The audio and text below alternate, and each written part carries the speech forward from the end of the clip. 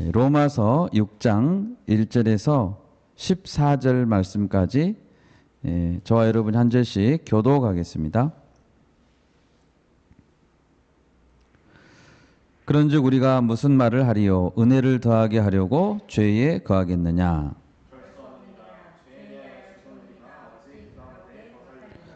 무릇 그리스도 예수와 합하여 세례를 받은 우리는 그의 죽으심과 합하여 세례를 받은 줄을 알지 못하느냐?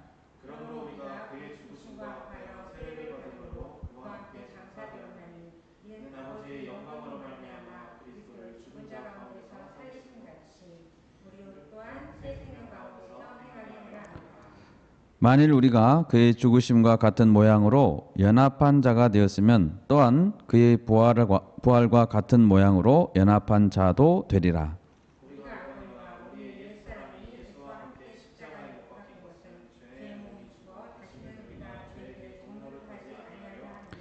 이는 죽은 자가 죄에서 벗어나 의롭다 하심을 얻었습니다.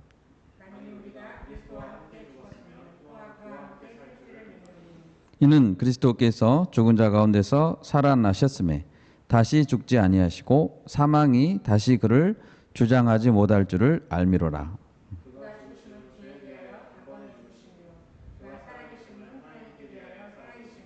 이와 같이 너희도 너희 자신을 죄에 대하여는 죽은 자요 그리스도 예수 안에서 하나님께 대하여는 살아있는 자로 여길지어다.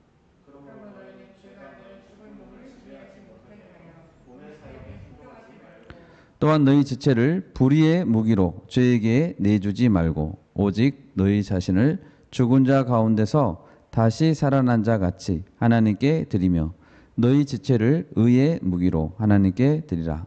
죄가 너희를 조장하지 못하리니 이는 너희가 법 아래에 있지 아니하고 은혜 아래에 있음이라. 아멘. 예, 반갑습니다. 예. 우리를 죄 가운데서 구원하시기 위해 하늘 보좌를 버리시고 우리가 죄 가운데 있음을 안타깝게 여기시고 우리를 구하시기 위해서 오신 예수 그리스도를 감사 찬양합니다. 사도 바울은 로마서 3장 23절에서 모든 사람이 죄를 범하였음에 하나님의 영광에 이르지 못하더니 라고 선언한 바 있습니다. 모든 사람은 결코 자기 행위로 구원받을 수가 없고 오직 믿음으로 말미암아 예수 그리스도의 은혜로 구원을 받을 수 있습니다. 그런데 많은 그리스도인들이 믿음으로 의롭다 하심을 얻었다고 생각하면서 이젠 자기는 구원을 받은 자가 되었으니 하나님의 말씀에 더 이상 적극적으로 순종할 필요가 없다고 생각하기도 합니다. 그리고 윤리적인 삶에 대해서 느슨한 태도를 유지하려고 합니다. 그러나 그것은 오해이고 잘못된 생각입니다. 성도는 죄에서 자유롭게 되었지만 하나님과 의에 대해서 종이 되었기 때문입니다. 오늘 말씀의 제목은 너희 지체를 의의 무기로 하나님께 드리라입니다. 오늘 말씀을 통해 믿음으로 구원을 받은 이후에 성도의 삶에 대해서 생각해보고 영적 어린아이가 아닌 점점 성숙해지는 성도로 살아가기를 결단하는 저와 여러분이 되기를 바랍니다. 첫 번째로 구원받은 성도는 더 이상 죄 가운데 살지 말아야 합니다. 앞장인 5장에서는 율법으로 인해 죄는 더욱 죄인 것이 드러나게 되었다고 했고 죄가 더한 곳에 그리스도의 은혜가 더욱 은혜인 것이 드러나게 되었다고 설명했습니다. 그런데 어떤 사람들은 이상한 말을 하는 것이었습니다. 본문 1절을 보십시오. 그런즉 우리가 무슨 말을 하리요? 은혜를 더하게 하려고 죄에 거하겠느냐? 이게 무슨 말입니까? 그리스도의 용서의 은혜가 얼마나 큰지 더 알게 하려면 죄를 더 지으면 된다는 주장입니다. 여러분 이것은 얼마나 왜곡된 주장입니까? 만약 이렇게 기도하는 사람이 있다고 가정해 봅시다. 주님, 저를 아시잖아요. 나는 죄를 멀리하기 정말 어렵습니다. 자꾸 반복적으로 넘어질 수밖에 없습니다. 주님, 그 대신 저는 죄를 지으면 곧장 주님께 달려갈게요. 제가 죄를 짓는 것은 주님이 용서의 사랑, 용서의 주님이시라는 것을 더 드러나게 하는 것이니까 주님께 영광이 아닙니까? 이렇게 생각하는 사람이 있다고 합시다. 언뜻 보면 용서의 주님께 매달리는 것 같고 은혜의 주님께 감사하는 믿음 좋은 기도 같지만 이것은 사실은 용서의 주님을 이용해서 계속 죄를 짓고자 하는 것이고 궤변인 것입니다. 이런 자들에게 대해서 로마서 2장 4절에서 이렇게 경고한 바 있습니다. 혹 내가 하나님의 인자하심이 너를 인도하여 회개하게 하심을 알지 못하여 그의 인자하심과 용납하심과 길이 참으심이 풍성함을 멸시하느냐? 하나님이 참아주는 것을 멸시하느냐? 라고 말하고 있는 것입니다.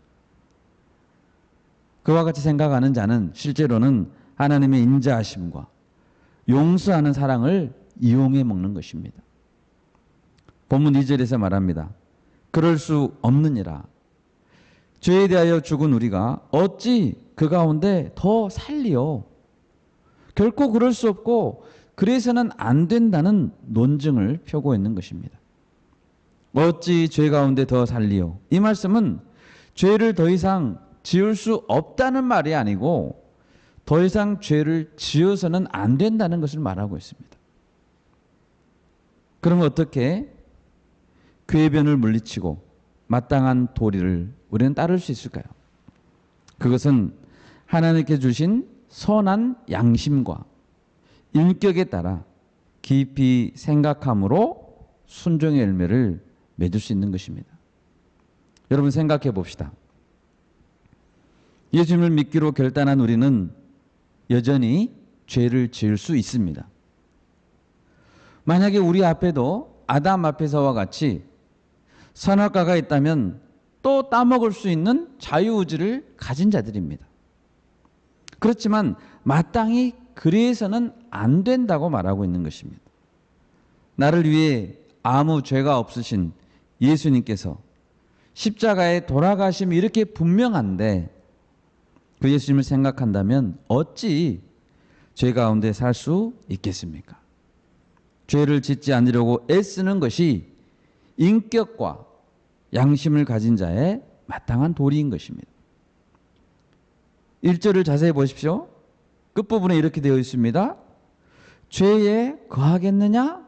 라고 묻고 있죠. 2절도 보십시오. 어찌 그 가운데 더 살리오? 우리에게 호소하고 있는 것이죠. 3절을 보십시오. 너희는 알지 못하느냐? 11절을 보십시오. 이와 같이 너희도 너희 자신을 죄에 대하여는 죽은 자요 그리스도 예수 안에서 하나님께 대하여는 살아있는 자로 여길지어다. 이처럼 바울은 우리의 신앙 양심과 인격에 호소하고 있는 것입니다. 11절에서 마땅히 무엇으로 여길지어다 라고 했습니다. 깊이 생각하고 여겨라라는 것은 그런 것이죠. 깊이 생각하고 그렇게 받아들여야 한다는 의미입니다. 여러분 사람은 이성이 없는 짐승과는 다르게 살아야 됩니다. 왜냐하면 하나님께서 사람에게 자신의 형상을 심어주셨기 때문입니다. 그래서 사람은 누구나 생각할 수 있고 가치 판단과 의지적인 결단을 내릴 수 있는 존재입니다. 더군다나 성도는 그리스도의 은혜를 입은 자로서 자신에 대해 하나님의 진리를 기준으로 깊이 생각할 수 있는 자들입니다. 우리는 매 순간 자신에게 물어야 됩니다. 나는 은혜를 입은 자로서 깊이 생각하고 있는가? 신명기 32장 7절에 이런 말씀이 있습니다. 옛날을 기억하라 라고 말합니다. 옛날을 기억하라. 역대의 연대를 생각하라. 네 아버지에게 물으라. 그가 네게 설명할 것이요 네 어른들에게 물으라. 그들이 네게 말하리로다. 우리는 옛날을 잊어서는 안 됩니다. 죄악에서 구원해 주신 예수 그리스도의 은혜를 고마워해야 합니다. 기억하고 생각해야 됩니다. 잘 기억이 안 난다면 지혜로운 자들에게 물어야 하고 설명을 자꾸 들어서 또 새겨야 합니다. 믿음은 들음에서 나온다고 했습니다. 또 로마서 8장 18절에도 이렇게 말합니다. 생각하건대, 생각하라는 것이죠. 생각하건대 현재의 고난은 장차 우리에게 나타날 영광과 비교할 수 없도다. 현재의 고난과 장차 나타날 영광을 비교해서 잘 판단해 보라는 말씀입니다. 우리는 생각해 봐야 됩니다. 어찌 죄 가운데 더 살리요? 죄 가운데 더 살아서는 안 된다는 생각의 결론에 이르게 되었다면 그때부터는 죄악된 본성을 다스려야 됩니다. 인격적이고 의지적인 결단으로 나아가야 되는 것입니다. 창세기 4장에 보면 유명한 가인과 아벨의 이야기가 나옵니다. 둘 다 제사를 하나님께 드렸습니다. 그런데 아벨의 제사만 받으셨습니다. 가인은 아벨을 향해 미움과 시기심을 품게 되었습니다. 하나님은 가인의 마음을 아시고 마음속의 죄를 다스리도록 방향을 주셨습니다. 창세기 4장 7절을 제가 읽겠습니다. 네가 선을 행하면 어찌 낯을 들지 못하겠느냐? 선을 행하지 아니하면 죄가 문에 엎드려 있느니라. 죄가 너를 원하나 너는 죄를 다스릴지니라. 아멘. 여러분, 죄는 항상 문만 바로 열면 쳐들어오려고 웅크리고 있는 짐승과도 같습니다. 그래서 결코 그 문을 열어주면 안 됩니다. 열어주면 들어오게 되어 있습니다. 우리는 죄를 다스려야 하고 다스릴 수 있다고 하나님은 말씀하신 것입니다. 물론 죄와 싸우는 것은 쉽지 않습니다. 그러나 그 싸움을 포기해서는 안 되는 것입니다. 히브리서 12장 4절에서 성도가 죄와 싸우되 피가 철철 흐르기까지 싸워야 한다고 말하고 있습니다. 여러분, 구원받은 성도는 더 이상 죄 가운데 살지 않기를 위해 끊임없이 말씀으로 무장하고 마음을 다스려야 할 줄 믿습니다. 죄에게 주도권을 내어줘서는 안 됩니다. 두 번째로, 성도는 장차 그리스도와 함께 살 것을 믿어야 됩니다.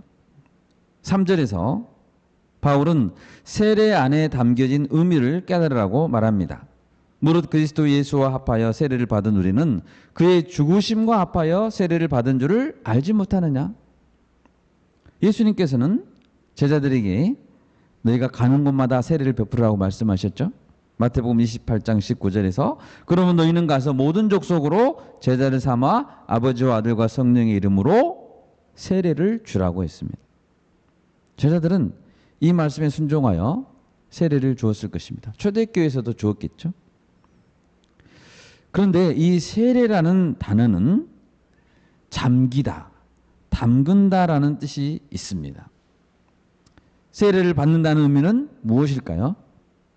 세례를 받는 자는 물속에 들어가면서 옛 사람은 죽고 죄를 씻게 됩니다. 그리고 물 밖으로 나오면서 다시 새 사람으로 살아난다는 의미가 있습니다. 예를 들어 보면 이스라엘 백성들은 애굽에서 나와 홍해 바닷속을 통과해서 나와야 됐습니다. 그들이 홍해 물속으로 들어갔다가 나온다는 것은 어떤 의미가 있을까요? 그들이 홍해 속으로 들어갈 때 이미 죽을 것을 각오하고 들어갔습니다. 그 물속에서 그들의 옛사람은 죽었습니다.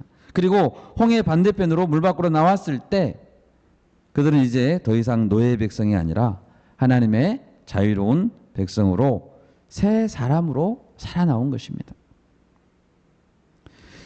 그런데 단순히 세례받는 사람이 물속에 들어가는 사람 혼자서 들어갔다 나온다면 그것은 아무런 의미가 없습니다. 세례받는 자는 반드시 그리스도 예수와 연합하여야 그 의미와 효력이 있는 것입니다. 세례는 우리가 그리스도와 연합되었다는 상징이고 표식인 것입니다. 5절 말씀입니다. 만일 우리가 그의 죽으심과 같은 모양으로 연합한 자가 되었으면 또한 그의 부활과 같은 모양으로 연합한 자도 되리라. 아멘. 우리가 예수 그리스도를 믿음으로 십자가에서 죄가 용서되었다고 믿는다면 당연히 우리는 그리스도의 부활과 같은 모양으로 부활할 것을 믿을 수 있는 것입니다. 그리스도의 연합으로 말미암아 죄의 용서와 부활은 고리로 연결되어 있습니다. 생각해 봅시다. 누구나 겨울이 지나 봄이 오면 씨를 뿌립니다.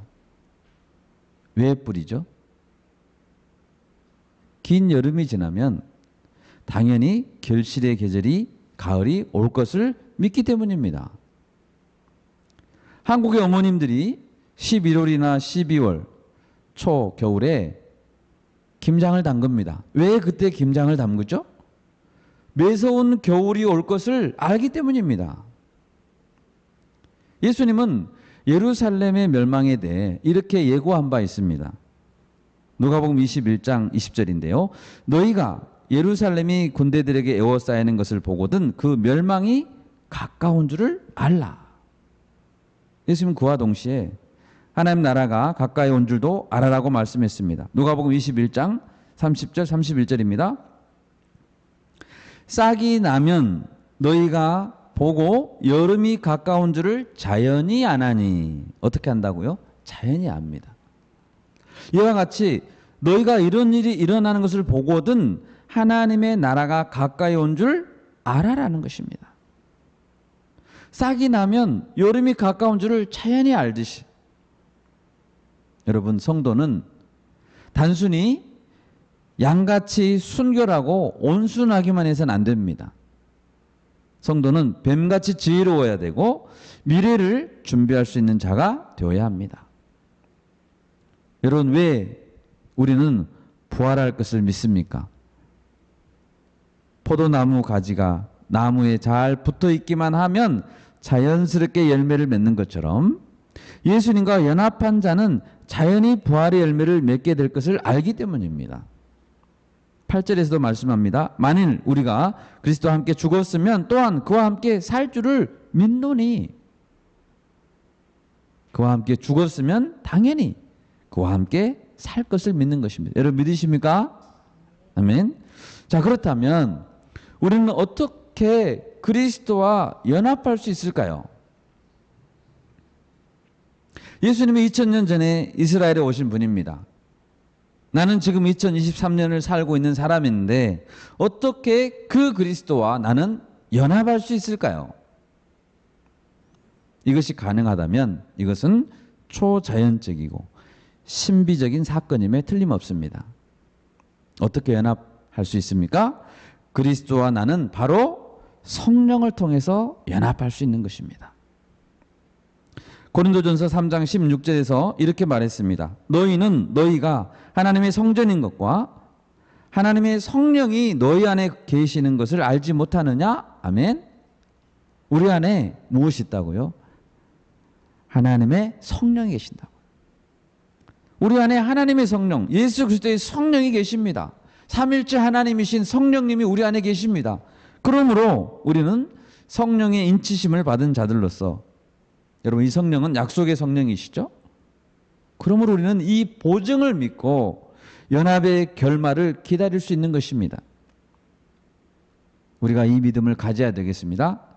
이 믿음이 우리를 살아가게 하는 힘인 것입니다. 세 번째로 오늘 본문은 우리에게 이렇게 명령합니다. 자신의 지체를 의의 무기로 하나님께 드리라고 명령하고 있습니다.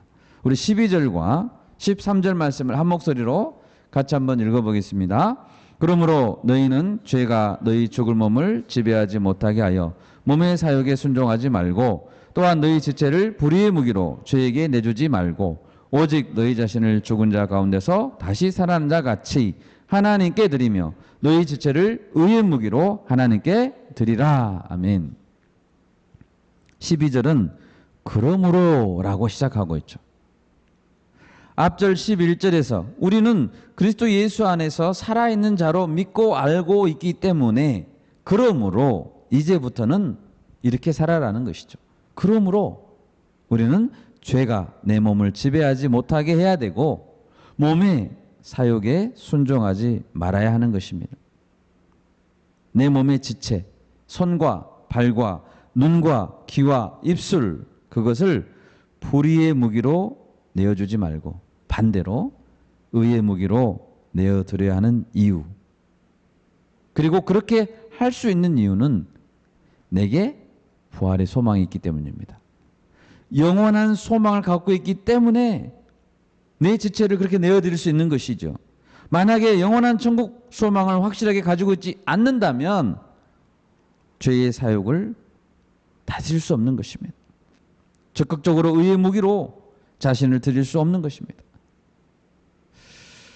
의의 무기로 드리라는 말씀에서 몇 가지를 살펴보고 말씀을 맺고자 합니다. 첫 번째로 자기 몸을 의의 무기로 하나님께 드리는 것은 누가 드리는가 하는 문제입니다. 내 지체를 하나님께 누가 드리죠? 이상한 질문 같지만 중요한 질문입니다. 내 지체는 내가 하나님께 드리는 것입니다. 어떤 사람은 이렇게 생각합니다. 내가 하나님을 믿는 자가 되었으니 내 지체는 하나님의 다스림 안에 있으니 내 지체도 하나님께서 알아서 하실 거야. 나는 가만히 있으면 하나님이 다 알아서 하실 거야. 그것은 오해입니다. 예를 들어 봅시다. 학생들이 이렇게 기도할 것입니다.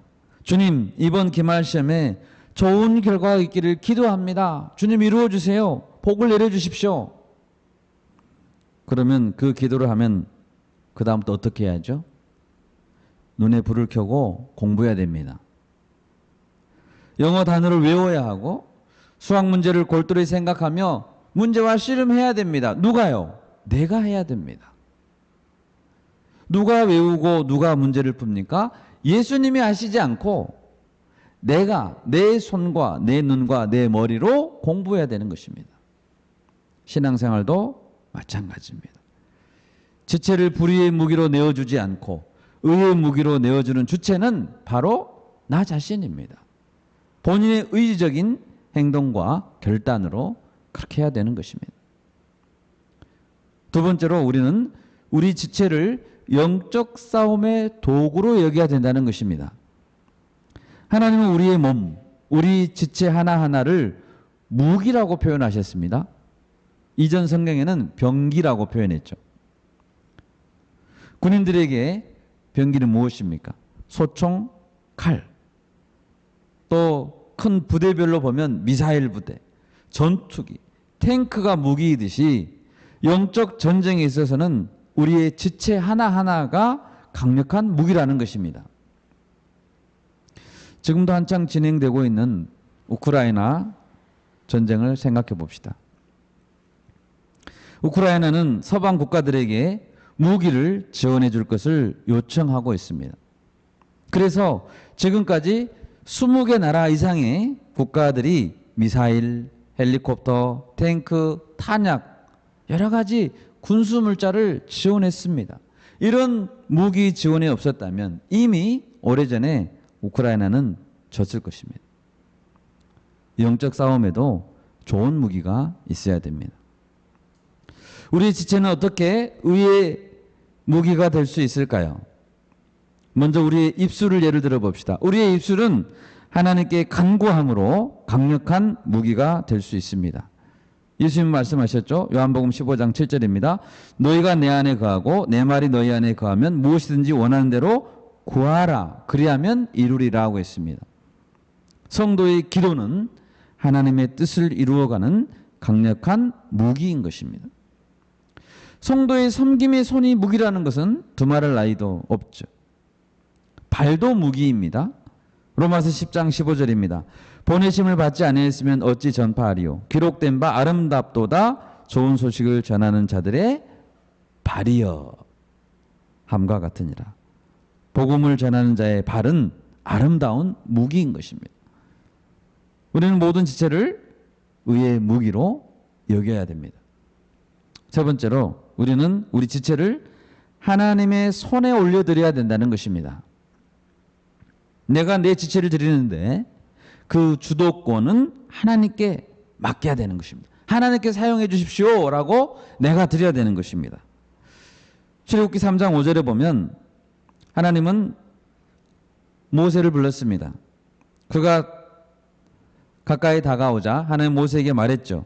하나님이 이르시되 이리로 가까이 오지 말라. 네가 선 곳은 거룩한 땅이니 너의 발에서 신을 벗으라 라고 했습니다.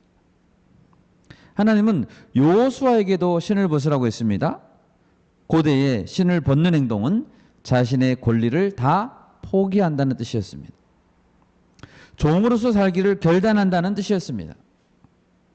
여러분, 그러면 종이 된다는 것은 손해를 보는 것이고 자존심이 상하는 것입니까? 주 안에서는 그렇지 않습니다. 성경에 보면 모세의 이름 앞에 종종 수식어가 따라 붙습니다. 어떤 수식어죠? 여호와의 종 모세. 여러분, 우리가 비서라고 하면 하찮은 일을 하는 사람, 심부름하는 사람이라고 생각하기 쉽습니다. 그런데 비서라도 대통령 비서실장이면 어떻습니까? 그는 강력한 권한을 가진 대통령의 비서실장인 것입니다. 사회주의 국가에서는 권력 서열 1위를 가리켜서 총비서라고 말합니다. 우리가 종이 된다고 할 때 죄의 종이 된다면 가장 비참한 자이죠. 그러나 의의 종이 된다면 가장 축복된 인생인 것입니다. 종이 되더라도 창조주 하나님의 종이 됩시다. 아멘. 여호와의 종이 됩시다.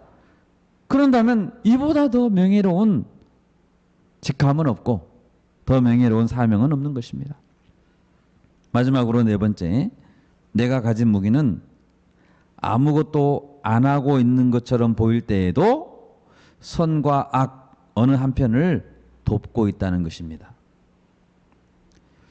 만약에 선한 군대가 악한 군대에게 밀리고 있는 상황이라고 가정해 봅시다. 내가 어느 편에게도 무기를 지원하지 않고 침묵하고 있다는 것은 결국 이기는 편을 돕는 것이거든요. 결국 악한 군대를 지원하는 것이 됩니다. 그러므로 우리는 적극적으로 의의 편을 향해, 선한 편을 향해 내 지체를 적극적으로 드려야 하는 것입니다. 우리 믿음의 선배들은 어떤 상황에서도 목숨을 걸고 의의 편에 서고자 했습니다. 불리한 상황, 몰리는 것 같은 상황에서도 의의 편에 섰습니다. 에스더가 그랬고, 다니엘의 세 친구가 그랬고, 공회 앞에서 당당하게 섰던 베드로와 요한이 그랬습니다. 우리도 그런 믿음의 길로 따라가기를 기도합니다. 아멘. 말씀을 맺겠습니다. 여러분, 우리는 모두 죄인이었다가 그리스도의 은혜로 구원받은 자들입니다. 우리는 이제 그리스도 예수님과 연합된 자이고 장차 부활의 열매를 맺을 것을 아는 자들입니다. 그렇다면 우리는 어떻게 살아야 될까요? 그리스도와 함께 죽었으면 또한 그와 함께 살 줄을 믿는 그 부활의 믿음을 가지고 살아야 됩니다. 우리의 죽음까지도 두려워하지 말고 우리의 지체를 적극적으로 의의 무기로 하나님께 드릴 수 있기를 소원합니다. 우리 지체를 통해 이번 한 주도 하나님의 나라를 이루어 가실 주님을 기대하며 이 말씀을 기억하며 승리합시다.